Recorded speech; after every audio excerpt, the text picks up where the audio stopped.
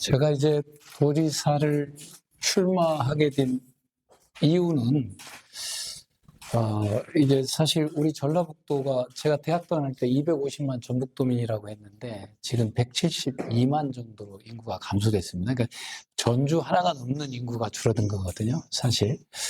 근데 이것이 왜 이럴까? 왜 우리 전라북도가 좀 더 가속화될까? 또는 왜 지방은 이게 더 가속화되고 수도권으로 보일까? 이런 고민을 많이 좀 해봤는데, 제 30년간 제 경험으로 볼 때, 우리 전라북도 도정이 사실 이제 기업 유치, 투자 유치를 핵심 슬로건으로 봤거든요. 사실은 대기업을 유치하겠다, 투자 유치를 받아서 전북을 바꾸겠다. 왜? 우리가 못 먹고 못 사니까 외부의 힘을 빌어서 발전시키겠다는 외발적 발전 전략을 주로 해왔습니다, 사실. 그러나 사실 이 외발적 발전 전략 속에서 MOU, 법적 의무가 없는 MOU는 많이 했죠. 그래서 지금 예를 들면 현 지사님도 17조 이상을 MOU를 맺었잖아요. 그러니까 우리 도민들은 방송이나 언론을 통해서 이 기업도 들어오고 저 기업도 들어오고 저 기업도 들어오고 이렇게 되는 거죠. 근데 막상 들어온 건 4%뿐이 안 되거든요. 그러니까 시간이 지나면 허전해지는 거죠. 그때 수많은 기업들이 들어온다고 했는데 왜 우리는 계속 쪼그라들까? 이런 생각을 안 할 수가 없는 거죠, 사실은. 그러니까 우리 전북이 1000개의 기업이 망할 때 밖에서 1000개가 들어오면 상관이 없는데 1000개의 기업이 망할 때 50개 정도 들어오면 950개에 있었던 기업의 직원들은 어디론가 떠날 수밖에 없잖아요. 그러니까 인구 감소와 지방 소멸 속도가 저는 늘어났다고 봅니다.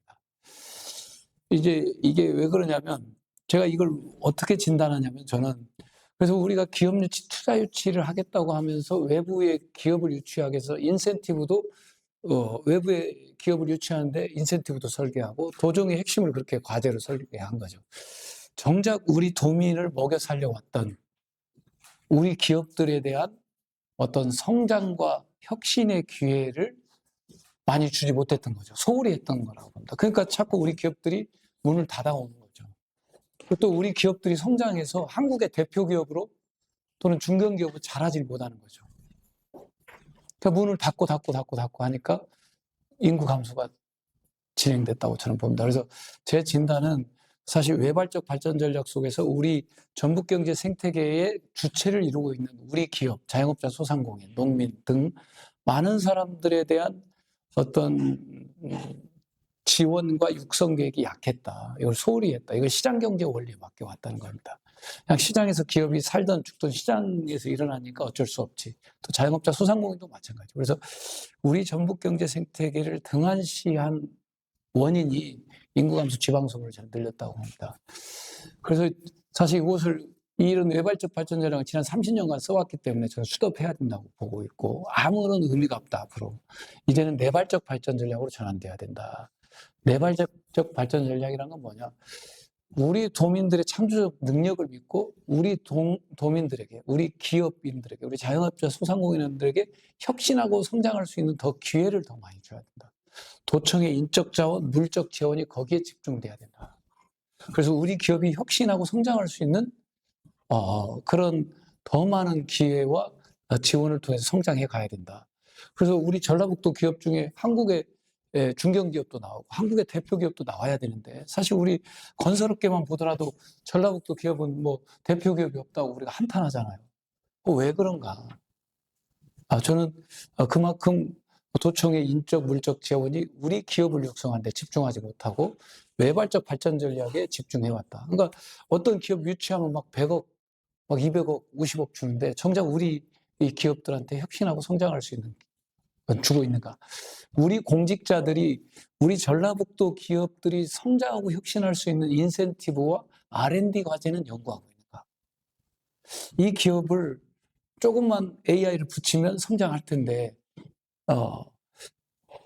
이런 AI를 어떻게 도입해서 어떻게 이 기업을 성장시킬 것인가를 연구하고 있는 거야. 우리 자영업자 소상공인들이 어떻게 하면 이 전라북도의 작은 시장에서 성장하고 그래서 전라북도 작은 시장에서 머물지 않고 전국 시장으로 진출할 수 있는가. 이런 고민들이 저는 없었다 이렇게 보고 있습니다. 그래서 내발적 발전 전략으로 전환을 해야 되고 그러면서 외부적 기회도 활용해야 된다. 이것이 제가 도정에 출마하는 첫 번째 이유입니다. 이걸 전라북도에 얘기했지만 잘 수용이 안 돼서 그렇다면 내가 언젠가 기회가 오면 내가 하겠다 이렇게 생각을 해왔었는데 도정의 철학과 운영 방식을 180도 바꿔야 됩니다. 이제. 바꾸지 않으면 인구 감소 지방선을 막을 수 없다. 제가 아까 말씀드렸잖아요. 우리 기업이 망하면 사람은 떠나요. 그렇죠? 외부 기업은 안 들어오더라도 우리 인구는 떠나진 않습니다. 그렇잖아요? 그럼 뭘 어떻게 해야 하죠? 답은 나와 있다. 우리 기업의 혁신과 성장이 중요하다. 그렇잖아요? 그래서 소기업을 R&D를 투자해서 중기업을 만들고 R&D를 투자해서 전북 대표 기업을 만들고 R&D를 투자해서 한국 중견기업을 만들고 R&D를 투자해서 글로벌 기업을 만드는 이 성장 사다리를 두텁게 해서 사업적 열정과 혁신 기술이 있으면 이걸 타고 성장할 수 있는 구조를 만들어줘야 된다. 그렇지 않습니까? 소기업에서 중기업일 때 고용이 늘어나겠죠. 또 중기업에서 전북의 대표일 때 고용이 늘어나겠죠. 올라가면서 고용이 늘어날 거야. 고용의 질도 올라가겠죠. 그러지 않겠습니까? 그러잖아요. 그래서 저는 이런 성장 사다리 체계를 잘 둬야 되지 않을까 이렇게 봅니다. 제가 볼 때는 그렇다는 말씀드리겠고 또 뭐 쉬운 외로 이런 거죠. 현대옥 콩나물밥 다 드셔보셨잖아요. 쉬운 외로. 남부시장 아주머니 손맛이 전국 체인이 됐는데 우리 전라북도 명인명장을 지원해서 제2, 제3, 제4, 제5, 제7의 전국 체인은 못 만드는 건가? 저는 우리 명인명장들 창작 능력이 충분하다고 봅니다. 다만 마케팅과 조직망 구축을 하는 어떤 노하우를 지원을 못 받았을 뿐이죠. 그걸 지원한다면 전북표 프랜차이즈가 10개, 50개, 100개 만들어지면 본사도 여기고 인력도 이쪽으로 되고 부자재도 여기서 쓰고 그러지 않겠습니까? 이게 내발적 발전 전략이고 전북의 작은 시장에 머물지 않고 전국 시장에 진출하고 또 그러다가 세계 시장에도 진출할 수 있는 거고 저는 우리 전북인들의 창조적 능력을 믿고 우리 전북인들한테 더 많은 혁신과 성장의 기회를 줘야 된다. 그래서 도청의 인적 물적 재원을 거기에 집중해야 된다는 게 제 결론입니다. 그랬을 때 인구 감소 지방소멸을 막을 수 있고 우리가 다시 한번 발돋움할 수 있다라는 거고 그러면서 외부적 기회도 우리 전북 경제 생태계에 잘 안착시켜가는 이런 발전 전략으로 가야 되지 않을까 이렇게 첫 번째 이유가 그렇다는 말씀드립니다.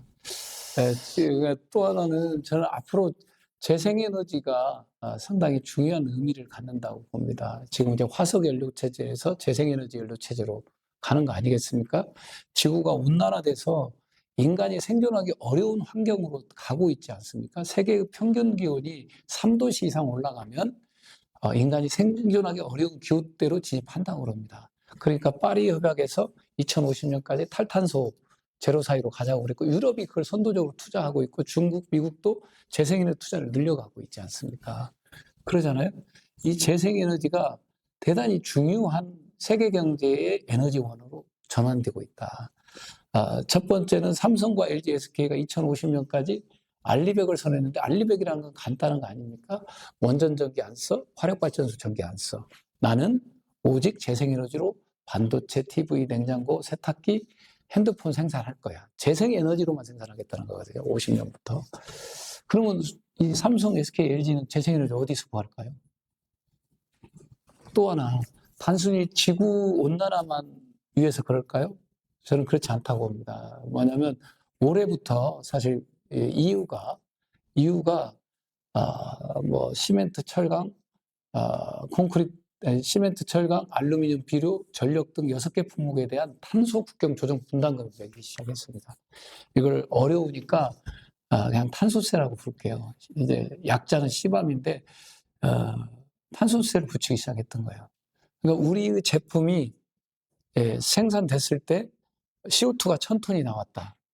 근데 재생에너지를 쓰는 나라에서 CO2가 100톤이 나왔다. 그럼 900톤 차이가 나잖아요. 같은 제품에. 그럼 900톤의 차이만큼 탄소 국경 조정 분담금을 붙이는 겁니다. 그 CO2 세계 평균 가격을 900톤을 붙여버리는 거예요. 그러면 우리 수출 주동 기업들은 과연 가격 경쟁력이 생길까요? 안 생긴다고 합니다. 이 지금 6개 품목으로 시작했지만 세계 경제가 아까 50년까지 탈탄소 경제로 재생에너지 경제 체제로 가기 때문에 탄소세 대상과 품목은 늘어나고 강화될 겁니다. 아마 우리가 오늘 바른 자외선 차단제도 예를 든다면 CO2량을 측정해서 아모레가 수출할 때 탄소세를 내는 날이 멀지 않았다. 저는 이렇게 봅니다. 수출 주도형 기업들 같은 경우 이 새로운 무역 장벽 이걸 면제받기 위해서 알리백을 하는 거다. 저는 그렇게 봅니다.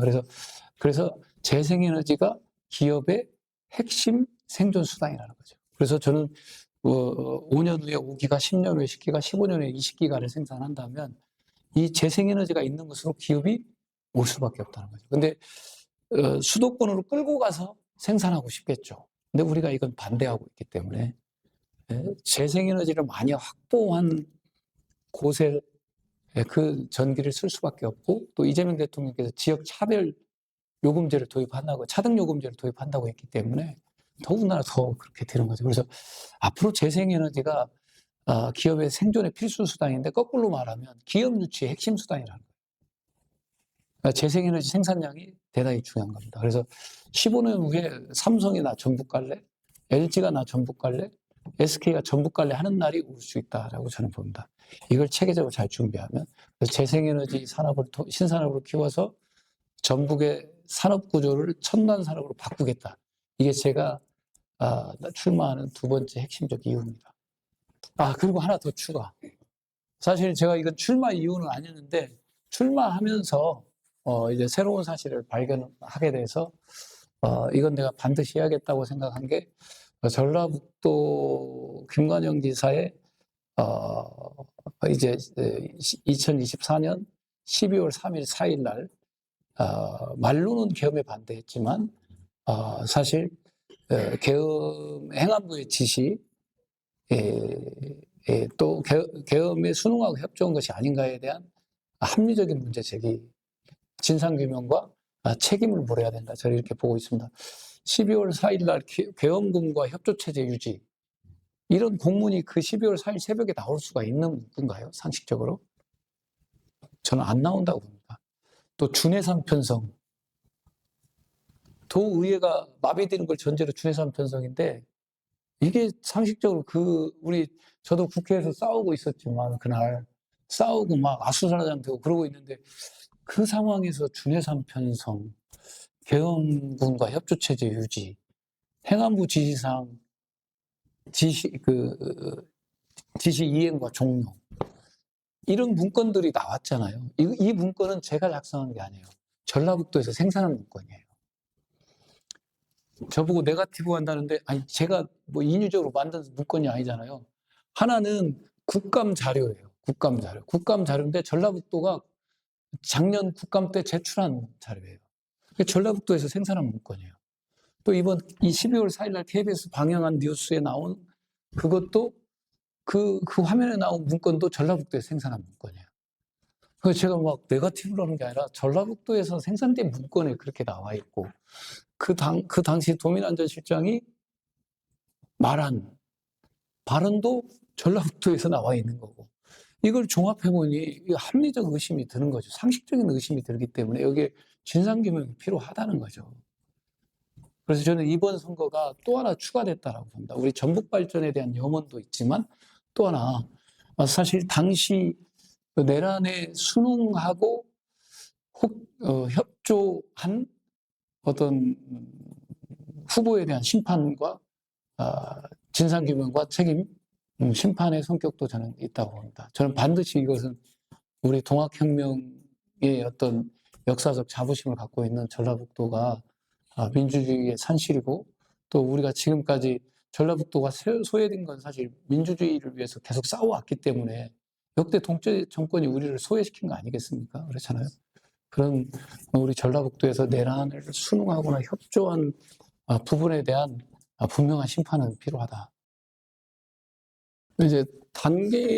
저는 이제 단기적으로는 이제 분산형 전력망을 구축해야 된다고 봅니다. 재생에너지가 생산되는 지역에 그 전력을 공급할 수 있도록 하고 기업이 올 수 있도록 분산형 전력망을 구축해야 된다, 이렇게 보고 있고요. 그러니까 우리 부안 앞바다나 새만금에 생산되는 재생에너지가 서울로 가는 게 아니라 새만금 1차 공급, 2차 우리 국가산단, 전주, 익산, 군산, 김제에 있는 국가산단에 공급되고, 또 농공단지에 공급될 수 있어서 모두가 알리겠다는 말이 드는. 모두가 재생에너지로 제품을 만들면 알리백산단 아닙니까? 모두가 그래서 전국이 알리백산단의 전진기지가 될 수 있는 그런 분산형 전력망으로 구축돼야 된다. 이렇게 단기적으로 그렇고요. 다만 이제 장기적으로는 중장기적으로는 CO2가 많이 나오는 곳이 수도권이잖아요. 사실 사람이 많은 곳에 CO2가 많이 나오기 때문에 그럼 CO2를 사람이 많이 나오는 그 서울시 인구가 다 흩어지면 좋은데 그렇지 않을 경우는 결국 지구적 과제가 CO2 양을 줄이는 거기 때문에 만약에 이제 여유 전력이 있다고 하면 그 전기를 이제 이송하는 문제도 현실적으로 검토하지 않을 수 없습니다. 중장기적으로. 근데 그것을 이제 지상으로 갈 거냐, 지중으로 갈 거냐, 해상 케이블로 갈 거냐. 저는 해상이 제일 맞다고 봅니다. 네, 장기적으로는. 그래서 저는 지금 송전탑 건설과 관련해서는 이렇게 지상으로 끌고 가는 거 반대하고 있습니다.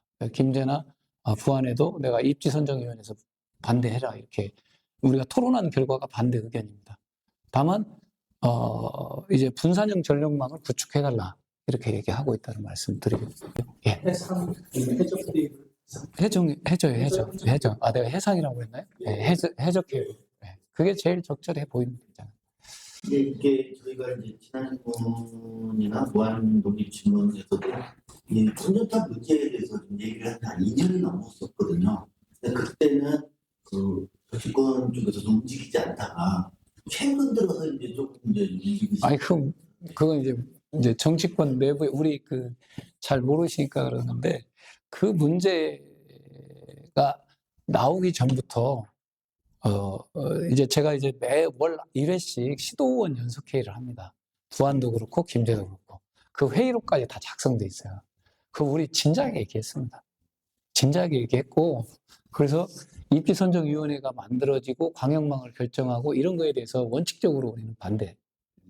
그러나 지역 분산형 전력망을 구축해주면 오케이. 네, 오케이. 그걸 위해서 제가 이제 김동철 한전 사장도 만나고 그랬습니다. 너희들 여기 새만금과 우리 전라북도의 분산형 전력망 구축할 계획을 만들어줘. 그럼 오케이. 그럼 안 만들어주면 뭐 그렇게 해왔다는 말씀 드리겠고요. 다만 그것을 외부로 표출을 안 했던 거죠. 그래서 군수님이나 시도위원들하고 왜냐하면 저한테 그런 문제 제기가 왔고 또 김제 시도 마찬가지고 시도위원님들도 현안이기 때문에 그런 논의를 해왔었고요. 이제 알리백 같은 경우는 제가 사실 청와대에 있을 때 그 업무가 제 업무였습니다. 6년 전이죠. 7, 8년 전. 네. 그래서 그 문재인 대통령 모시고 새만금에서 재생에너지 비전 선포기식 했잖아요. 그래서 제가 알리백 산단이 전북의 미래라고 그때부터 주장했던 사람입니다. 근데 제가 주장할 때는 주목이 안 되더라고요. 제가 계속 부안은 알리백 산단이 미래다라고 내가 이제 계속 김재호 부안은 우리 시도의원 연석회의를 시장 군수님들 설득하고 그랬는데 그때는 다들 긴가민가 하시더라고요. 근데 대통령이 딱 공약 걸으니까 그냥 알리백 하니까 다들 알리백 하시더라고요. 그러니까 저는 그렇게 봐주셨으면 좋겠다 이 말씀드립니다. 전력 수급 계획이 반영될 것 같아요. 당시 누가 하는지. 대통령께서 인프라를 끌고 오는 게 이게 맞냐, 되는 거냐, 불가능한 거 아니냐 이렇게 말씀하셨는데 제가 볼 때 긍정적으로 봅니다. 그리고 대통령께서 저는 지금 전력망 구축 계획을 고민하고 있을 거다 이렇게 보고 있고요. 제가 계속 그러는데 화력발전소와 원전 중심의 전력망이잖아요, 우리나라가. 근데 이게 지금 포화 상태로 가기 때문에 새로운 전력이 필요한 거 아닙니까? 이걸 재생에너지 중심으로 쓰겠다는 거 아니겠어요? 그래서 이 수도권에 있는 기업과 인구가 내려가도록 계속 지금 대통령께서 이제 호남에 가서 좀 일해봐라, 저 남동양 가서 해봐라, 지역차등 요금제 도입하겠다, 뭐 이렇게 이제 하고 있는 거고, 그러면서 분산형 전력망 체계를 구축해야 되는데 그렇게 해서 지역도 발전시키지만 최종적으로 궁극적으로는 수도권 인구가 해체되지 않는다면 저기에 이제 전기 공급을 안 할 거냐, 저 수많은 사람들한테. 그러니까 피해가 적은 방식을 중장기적으로 말한 겁니다. 제가 단기적으로 얘기한 게 아니고 중장기적으로는 뭐 공급을 안 할 수가 없겠죠. 예, 중장기적으로는. 나라를 운영하는 사람 입장에서 이제 생각한다면 그렇다고 봅니다. 이제 기본 전력이야 당연히 해야 되겠지만 어떤 전력 소모가 많은 반도체 공장이나 이런 것들이 생기면서 더더욱이 발전 수요가 많이 늘어나고 그로 인해서 송전 선로가 건설되는 것 때문에 아마 이런 문제가 생기는 거 아니겠어요? 기본적인 우리가 생활에 필요한 전력이야 쓰는 건 정부야 당연히 이해를 하고 하지만 한 나라에서 당연한 문제이죠. 아니, 이 기업에 필요한 것도 줘야죠. 이미 들어가 있는 것들을 이전시키기 위한 어떤 것도 노력하지만, 이제 단기적으로 계속 노력을 하시겠지만, 오국 전략 속에서 노력을 하시겠지만, 그러나 이제 수도권에 있는 그 기업들을 이전하지 못한 기업들의 이제 원전을 확대하자는 건 아니시잖아요. 그러면 원전을 줄여가면서 시간이 가면 줄여질 수밖에 없거든요. 또 지구 온난화 때문에 화력 발전소를 줄일 수밖에 없어요. 그러면 수도권의 전기 수요를 감당을 못할 겁니다. 현재 우리 전기 공급 체계로. 그렇잖아요. 이건 자연적으로 줄어갈 수밖에 없는데, 그럼 뭘로 때울 거냐? 재생에너지로 가자 이런 건데. 네, 그런데 그러면 수도권에 살고 있는 사람들을 지역으로 분산시키고 이전시키고 이런 정책들을 뭐 공공기관 이전도 시키고 뭐 지역차별 요금제도 도입하고 뭣도 해서 그런 사극의 메가시티도 만들고 전북의 특별자치도도 성공할 수 있도록 하고 그러지만 이제 중장기적으로 봤을 때 이게 해체가 안 된다면 그건 이제 국가를 운영하는 사람 입장에서는 뭐 저희 지역의 입장에서는 끝까지 반대고 우리는 막 죽을 때까지 반대지만 도지사 후보님께 네. 아니 그러니까 저희 지역의 입장에서는 끝까지 반대지만 이제 장기적으로 한 20년 후에 예, 뭐 또는 30년 후에도 전기가 없다면 뭐 어떡하겠어요 수도권을. 국가 입장에서는 그 공급을 안 할 수가 없을 겁니다. 근데 우리는 끝까지 버티면서 지역 발전을 노려야겠죠, 이제.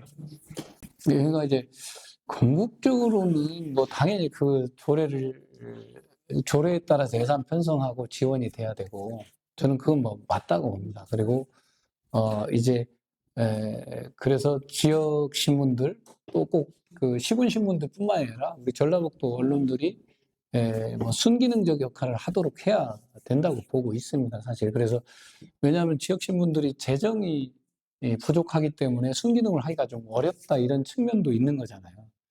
그러려면 이제 재정 독립이 돼야 되는데 재정 독립이 안 되니까 이제 광고하게 되고 또 그러다 보니까 일부 언론들은 또 뭐 지자체를 압박해서 또 악용하기도 하고 뭐 이런 문제들이 있잖아요. 그래서 그 압박하고 뭘 받고 뭐 이런 구조가 이제 재반복되기 때문에 큰 틀에서는 이제 재정 독립이 저는 좀 필요하다 이렇게 좀 보고 있고요. 그런 부분을 이제 어떻게 만들 거냐인데 기본적으로는 시의회 예산 편성을 통해 시의회나 도지사의 예산 편성권을 통해서 지원하면 재정 독립 잘 안 될 겁니다. 제가 보는 눈은. 그러니까 이것은 이제 조금 국가적 시스템이든 아니면 조금 이제 법 체계로 뭐 저는 하겠습니다.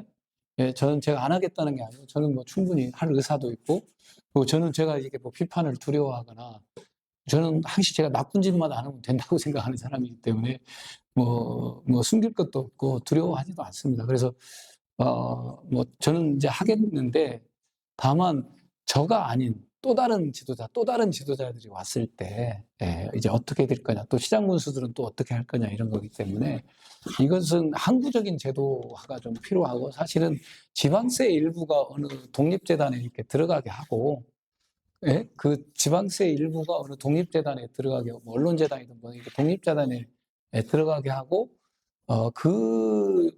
거기에 이제 재원이 사실 이제 14개 시군이나 전라북도에 있는 언론기관에 이렇게 지원될 수 있도록 하는 구조 그런 구조를 만들어야 좀 독립이 될 것 같아요.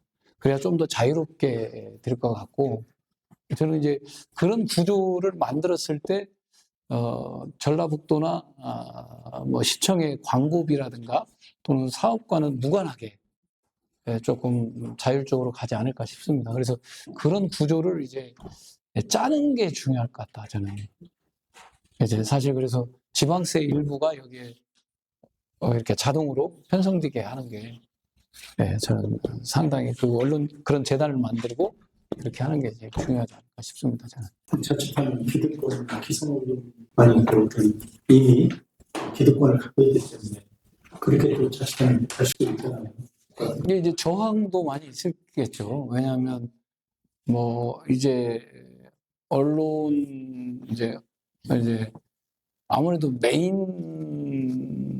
언론인들은 많이 이제 서로 협력 관계가 이제 도라든가 시군하고 협력 관계가 유지돼 있으니까 그걸 통해서 이제 뭔가 이렇게 그런 게 있는데 정말 순수하고 객관적으로 언론의 순기능을 하려면 그러니까 뭐 순기능을 하려면 저는 약간 지방세 일부가 독립적인 재단에 들어가고 우리 뭐 민원연이라든가 이런 뭐 아무튼 독립적인 재단에 뭐 예를 든다면 1년에 뭐 100억이면 100억 뭐 이렇게 뭐 들어가게 하고 거기에서 이제 정말 그런 재단에서 지방의 언론들의 이제 언론 전문가들이 이렇게 점검하고 평가해서 지원해주는 제도 뭐 이런 게 이제 됐을 때 정말 제대로 된 순기능을 하지 않을까. 네, 그래서 조례에서 지역 미디어 발전위원회를 구성을 하게끔 조례에서 정하고 있는데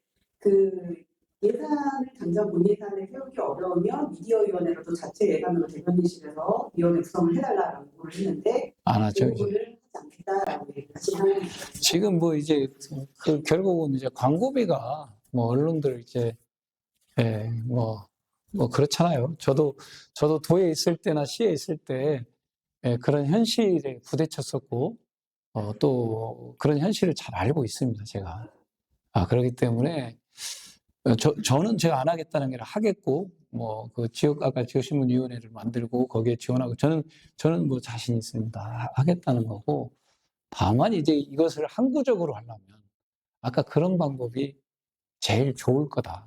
제 개인적인 생각입니다.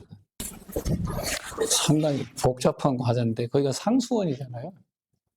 그러니까 저는 이재명 대통령께서 뭐 특별한 희생이 있는 곳에 특별한 보상이 있어야 된다. 저는 이 말이 맞다고 봅니다. 그러니까 사실 지난 국민들이 용담호 때문에 그 주변이 많이 묶여 있고 희생이 있기 때문에 특별한 보상을 해줘야 된다고 저는 봅니다. 사실 저는 그 특별한 보상에는 그 용담을 쓰고 있는 모든 사람들이 그 뭐 수도세인가요? 그런 걸 수도세라고 할 수 있어요. 물세 거기 물 이용 분담금에 그런 것이 다 들어가 있어야 된다고 봅니다. 덕택에 우리 전주 시민들이 또는 김제 시민들이 물을 잘 쓰고 있는 거 아니겠습니까? 그렇잖아요. 일상생활의 어떤 풍요로움도 느끼고 이렇게 안전함도 느끼고 그러기 때문에 거기에 사실 그 특별한 희생을 하는 사람들을 위한 재원 구조를 만들어줘야 되는 것이 저는 맞다고 봅니다. 근데 이것이 어설프거나 부족하게 되니까 계속 싸우시는 거거든요. 그리고 계속 뭐 목소리가 나오는 거라고 보고 있습니다. 그래서 이 부분에 대해서 이재명 대통령께서 말씀하신 대로 설계를 한다면 특별한 희생이 있기 때문에 특별한 보상을 저는 해줘야 된다. 이게 그래서 그런 재원 구조를 만들어야 된다는 거고 다만 거기가 이제 상수원이기 때문에 사실 어느 정도 규제를 풀고 또 어떻게 활용할 건지는 그건 조금 이제 논의가 저는 필요하다고 봅니다. 거기가 이제 상수원이기 때문에 그래서 저는 이제 그 일대에 뭐 몇 킬로를 기준으로 할지 모르겠지만 특별한 보상이 이렇게 장기적으로 필요한 거죠. 사실은 저는 그렇게 봅니다. 그게. 그래서 그 안에 규제를 조금 뭐 이렇게 상수원에 직접적 영향을 미치지 않는다고 하면 푸는 걸 적극적으로 검토해봐야 될 것 같고요. 그래서 그 활용 방안도 짜야 될 것 같고요. 그러나 이제 상수원에 영향을 준다고 판단되는 요소가 있다면 그건 조금 검토를 진지하게 해봐야 될 것 같다. 이렇게 좀 원칙적인 얘기만 제가 말씀드립니다. 다만 아까 말씀드렸던 대로 그 물이용 분담금에 반드시 저는 특별한 보상이 들어가야 되고 정부도 거기에 예산으로 좀 해줘서 거기에 있었던 사람들이 장기적으로 살아갈 수 있는 방안이 있어야 된다 이렇게 저는 봅니다. 요건 제가 이제 자료를 보고 요건 좀 바꿔야 돼. 땜법을 적용받는 게 맞는 것 같아요. 제가 볼 때는 댐법을 적용받는 게 맞고, 농어촌공사가 이제 농업용수 공급용으로 만들었지만 사실 이제 그 지역 주변에 이제 생활용수 공급도 필요하고, 그러니까 이제 다목적으로 한 것 같아요. 제가 볼 때는. 그리고 발전까지 이렇게 이제 하는 것 같은데, 일단 생활용수를 공급해서 상수원 보유구역으로 묶였다고 하면, 이것은 저는 아까 말씀드렸던 대로 그 주변 지역에 특별한 보상이 저는 돼야 된다고 봅니다. 제가 볼 때는 특별한 희생이 그 주변 지역에 따르기 때문에 특별한 보상이 돼야 되고, 그런 점에서는 댐법이 적용되는 게 맞다 이렇게 저는 봅니다.